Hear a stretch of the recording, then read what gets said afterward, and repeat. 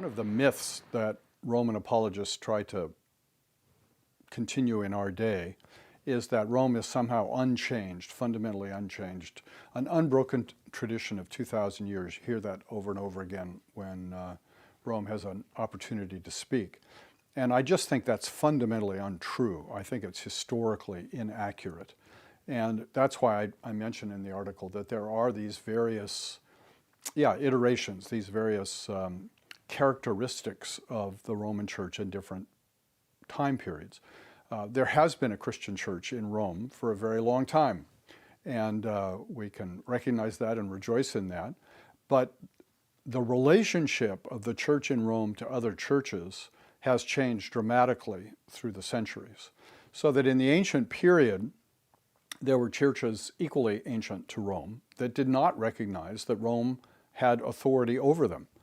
They respected the Roman Church. They were often willing to listen to the Roman Church. They gathered in church meetings to discuss with the Roman Church. But in the ancient church, the Eastern churches did not accept the primacy of Peter over all the churches, did not accept what has come to be understood as the role of the papacy in the life of the church for Roman Catholics. So there, Rome functioned, not always comfortably, but nonetheless did function as one church amongst other churches that also had authority. And so that's one part of the history of the Church of Rome, very different from later aspects of Roman Church, the Roman Catholic Church. And then you can look at the Middle Ages, where increasingly the Western Church was cut off from the Eastern churches, and increasingly the papacy did assert its control over the whole church. But in those days, too, it did not actually control the Eastern churches. It was making a theoretical argument. Most of the Western churches, although not immediately and not universally, did accept in the Middle Ages leadership of the Bishop of Rome.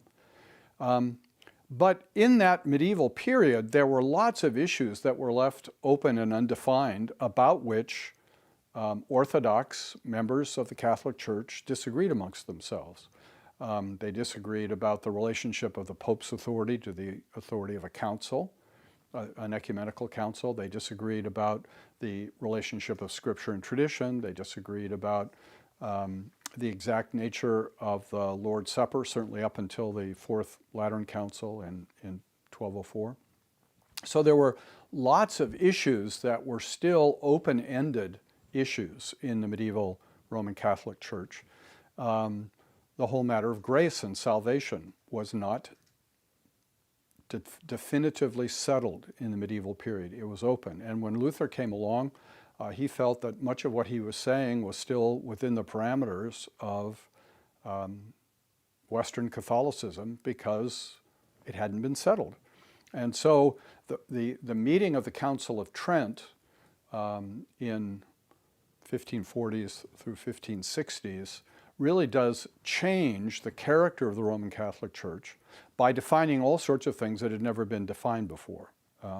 So for the first time, the Western Catholic Church has an official, definitive definition of the canon of Scripture, an official statement about the relationship of Scripture and tradition, an official statement about the seven sacraments of the Church. All of these things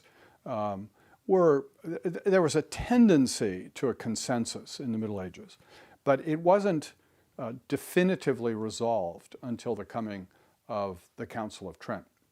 So I think that the Roman Catholic Church after Trent is a very different church. All sorts of points of view that were tolerated, at least, in the medieval church are now no longer tolerated.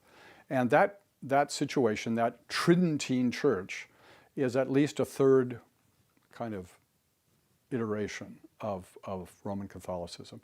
And that continues down probably well into the 20th century. The First Vatican in many ways reiterates what Trent said, expanding simply to make the point that the Pope, when he speaks ex cathedra, is infallible.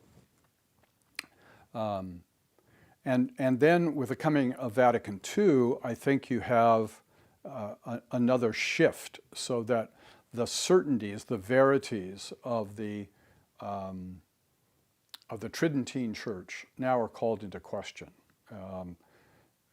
And whereas up until the Second Vatican Council, most of the time, for most Catholics, if the Pope said something, that was regarded as binding on the consciences and practices of Catholics. The spirit of Vatican II, which to be sure began to arise in some parts of the church before the council actually met, but the spirit of Vatican II increasingly said, well, the Pope says that, but did he say it ex cathedra? Because if he didn't say it ex cathedra, I'm not really bound by it. That's really a kind of new attitude. And after Vatican II, whatever the documents of Vatican II actually say, because Roman Catholics are still debating that, you have traditionalists arguing it really didn't change much of anything, and then you have really quite liberal Catholics saying it changed everything.